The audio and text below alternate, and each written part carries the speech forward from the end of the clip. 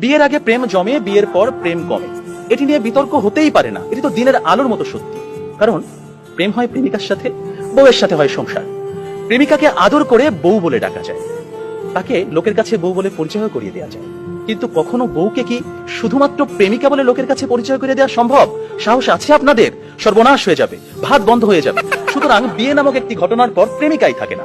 যেখানে প্রেমিকাই থাকে না, সেখানে প্রেম জমবে কিভাবে? সেখানে প্রেম কমবে, প্রেম হারিয়ে যাবে। আবার প্রেমিকের দেয়া 2 পয়সার আলতা, কাঁচের চুড়ি কিংবা সস্তায় কেনা শাড়ি, এগুলো প্রেমের সময় প্রেমিকার কাছে থাকে আদরের, থাকে ভালোবাসার, থাকে যত্নের।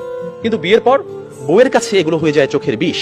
একজন সত্যিকারের প্রেমিকের প্রেমের উপন্যাসে বিয়েই কখনো শেষ পৃষ্ঠা হয় না। কারণ তারা জানে কোনো প্রেম না পাওয়াতেই পূর্ণতা খুঁজে পায়। তাই পৃথিবীর শত গল্প, কবিতা, উপন্যাসে প্রেমকে সাজানো হয়েছে না পাওয়ার বেদনায়। আর এজন্যই প্রেমটা আসলে বিয়ের আগেই, অর্থাৎ না পাওয়াতেই জমে। তাই অবশেষে আমি বলতে চাই, আমি যদি তোমাকে পাই তাহলে বিয়ের পর আমি হয়ে যাব দায়িত্বশীল পুরুষ। বিয়ের আগে যেমন ছিলাম লুতুপুতু প্রেমিক, যেমন ছিলাম আবেগী প্রেমিক, বিয়ের পর হয়ে উঠবো আমি দায়িত্বশীল পুরুষ। কারণ আমি জানি বিয়ের পর দায়িত্ববাদ দিয়ে প্রেম জমাতে গেলে সংসার টিকবে না।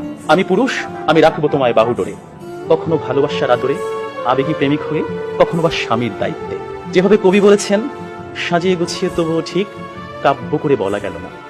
এজন্ম তো কেটেই গেল অসম্ভবের অসঙ্গতে।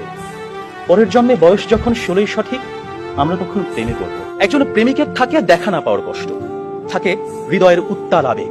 তাই বৃষ্টি কিংবা জ্যোৎস্নার রাতে যখন প্রেমিকার মন ভালো নেই, কিংবা যখন কিচ্ছু ভাল লাগে না, তখন প্রেমিকের থাকে নানা আয়োজন। মেসেঞ্জার কিংবা হোয়াটসঅ্যাপের ভিডিও কল থাকে উত্তাল।